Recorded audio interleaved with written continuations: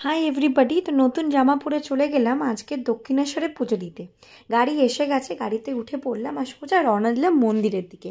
রাস্তাটা কি সুন্দর লাগছিল, ভাবলাম একটা ছবি তুলে নিই। আর দেখো কাকগুলো কি সুন্দরভাবে বসেছিল, কি সুইট ছিল না। আর সোজা পৌঁছে গেলাম মন্দিরের ভেতরে, গাড়িটা পার্ক করে দিলাম। তারপরে ডালা আর্কেটে ঢুকে আজকের জন্য ডালা নিয়ে নিলাম, মিষ্টি আর ফুল।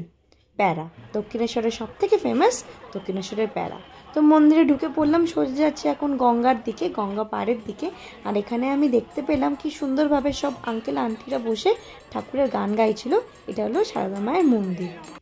তো সোজা চলে গেলাম হাতে হাতে গঙ্গার দিকে।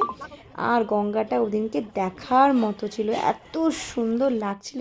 আমি মা গঙ্গাকে প্রণাম করে নিলাম আর পুজো দেওয়াও আমার হয়ে গেছিলো। তারপরে একটু বাড়ির টুকিটাকি জিনিস আমি কিনে নিলাম। আর দেখো সন্ধেবেলার ভিউ কি সুন্দর লাগছিল না।